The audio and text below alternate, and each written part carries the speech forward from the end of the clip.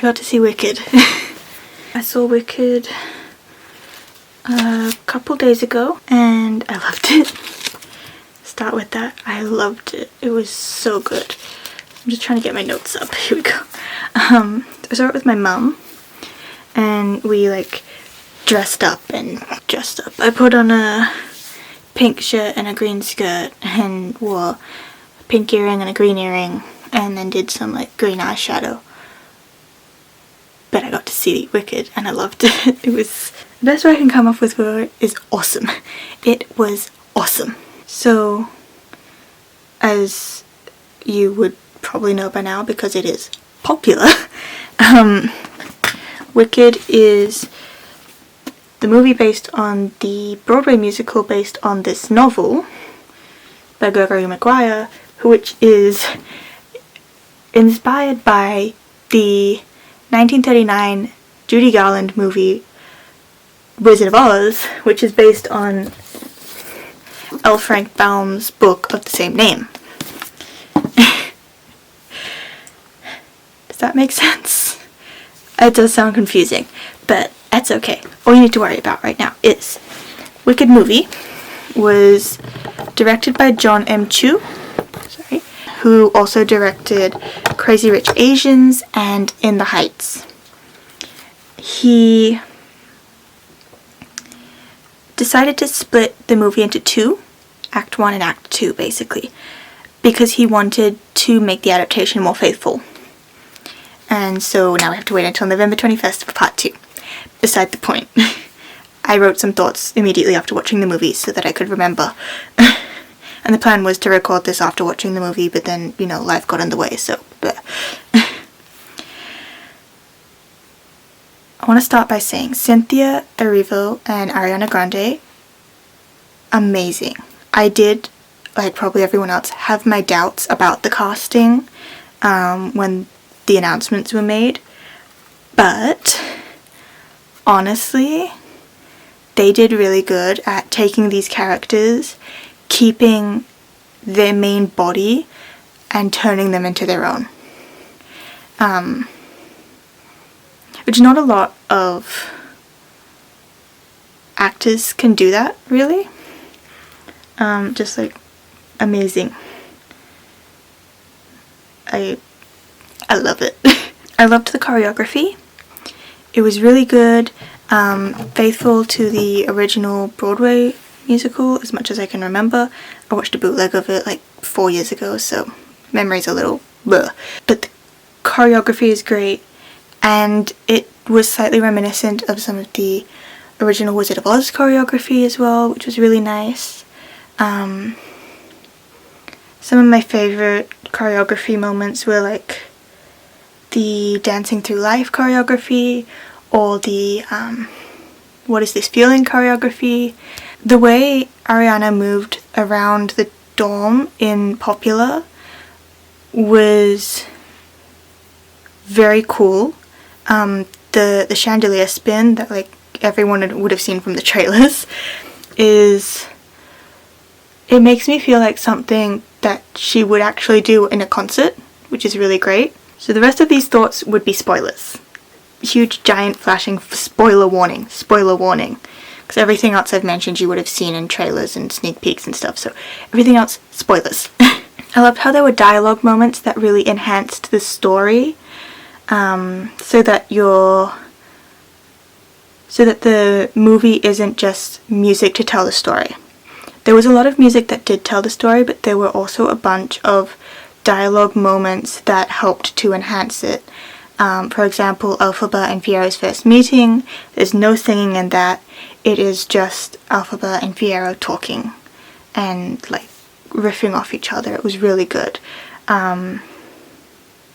Discussions of like when Elphaba first shows up at Shiz University is very much not a singing moment, it's a dialogue moment. It is quite heavy on dialogue, but it is very important dialogue because you can learn more about your characters. So you learn about Elphaba, you learn about Glinda, Elphaba's relationship to her sister and to her father, and you learn about Madame Morrible.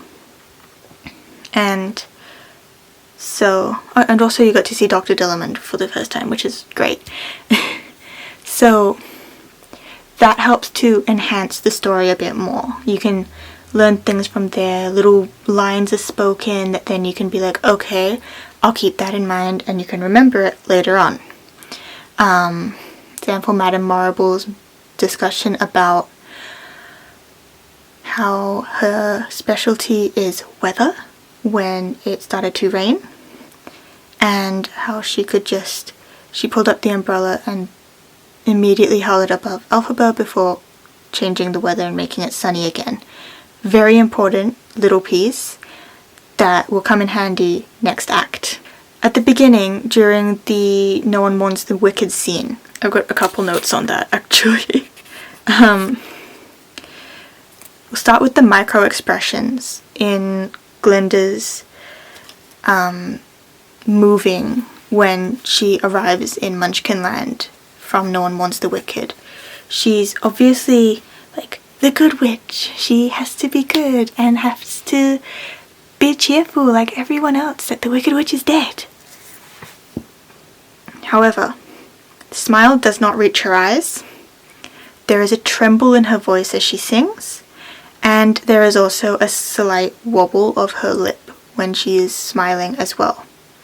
Tiny little micro expressions, brief seconds when the smiles drop into absolutely devastating before she plasters a smile back on because she's supposed to be happy that this witch is dead.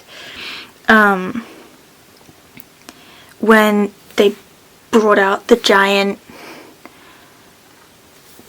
statue thing of Elphaba to burn, you can definitely see the micro expressions really going to work there. Because like she's going and she's walking through the crowds and she's smiling and she's happy and like, yeah, cool, awesome. As soon as Elphaba, like the statue comes out and they set it on fire, her face immediately drops. She's immediately looking for a way out, weaves her way back through the crowds and back up to the podium where she was, and immediately like, okay, this was fun, if there's no more questions, I'm gonna go now. And she puts on the bubble and goes to escape. And then she gets asked, is it true that you and the witch were friends? And there's an amazing bit of cinematography in there where there's these brief moments, brief flashes that are kind of like heartbeats of little tiny moments, tiny little flashbacks basically of Glinda and Elphaba. And you don't realize it until later on in the movie. But there's these very, very brief moments, just a slight like head wave thing or like, touching hands. These tiny little flashes, blink and you miss them moments that say more than when Glinda panders to her reputation and says, no, but we did meet, our paths did cross in school, and you go back in time and you get the whole thing. I think that was really good. As well as the kind of, she wouldn't admit it, but the way she rushed to defend Elphaba when she's telling the story, after that little girl asks if people are born wicked or do they have wickedness thrust upon them. I noticed there was definitely a well-masked need to defend her friend there. I just loved how she was during that No One Wants the Wicked scene. Like, you get all this colour and all the munchkins coming out and they're dancing and cheering and rejoicing, bringing down their shutters and getting rid of posters and things. But I was focusing on Glinda. I was focusing on watching her because, like, you just need to see it. It's just so good. And then you've got, like, you can already see the beginnings of this love triangle. A couple love triangles are actually happening throughout the film, which I think is amazing. And they'll be touched on more in the next film, part 2. The entire Defying Gravity moment as well was just amazing. They're in, like, that tower, and they tried to get out with the balloon, but then the balloon burst, and so they ended up back down and crashed. And these moments, minuscule, seemingly meaningless moments, where Glinda and Elphaba are on their own together, and they're just so close. so close. Like, Elphaba makes the broom. She's wearing Glinda's hat that her granny made her. And when they're saying goodbye, and Glinda notices that Elphaba's shivering, and so she goes off to find her something to keep her warm. Ends up getting her that blanket that she uses as a cloak and things, and just the battle you can see in Glinda as she tries to decide who her loyalties lie with. She's trying to figure out. Obviously she would love to work for Madame Marble because that would get her to the point she wants, where she can be a great sorceress. But also, she's got a friend. She's got this best friend who doesn't kiss the floor that she walks on. And this friend is just gonna go. It would hurt a lot. So just that scene is a really good scene to show the character growth of both Glinda and Elphaba. You see, Elphaba has like this, I value so much more than anything else the justice of this realm, which would make sense because, like, obviously her whole life she'd been misjudged and stigmatized and all that, and she sees the same thing as happening with the animals, and she hates it. She wants to fix it, but it turns out that the wizard wants the complete opposite, and so she's decided, you know what, actually, I don't think this is where I want to be. And so I think that's really good. And then you can see on Glinda's side, this person she's looked up to for so long is not who she thought she was, is comforting her, but is using the thing she wants most against her by telling her she won't get that thing unless she betrays her best friend. It's terrible and it's sad, and unfortunately it happens. And I just think it's a great end to part 1 because you're left wondering, oh, what's going to happen next? Although if you know the Wizard of Oz, you know what's going to happen to Elphaba, but you still need to figure out what happened between Elphaba becoming like this and Glinda being such the good witch that she was. And as I said to my mum as well, we haven't worked out how the Tin Man and the Scarecrow factor into this yet. And if you know, don't put it in the comments. No spoilers to the people who are coming into this fresh and have no knowledge about what part 2 brings. We're just gonna sit here and pretend we don't know and leave the new people wondering, hey, that's a good point. How do the Tin Man and the Scarecrow factor into this?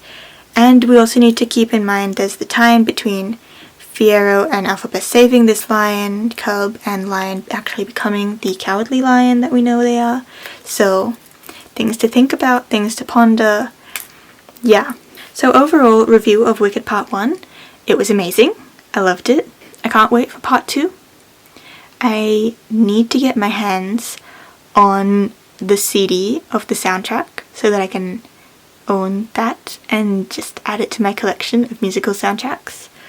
I will 100% be buying it when it comes out on DVD.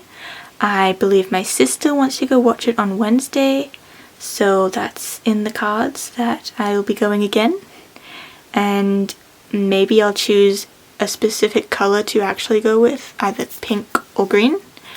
And yeah, so hope you enjoyed this really quick little snapshot review and a slight bit of theorizing, slight bit of analysis. I will see you back here next year for Part 2. Make sure you like the video and subscribe and ring the notification bell, because I'll be bringing you more reviews as the year comes. Some fun things planned. I have a potential diagnosis for a bunch of problems I've been having that I would love to talk to you guys about. So things to look out for, and I'll see you next time. Bye!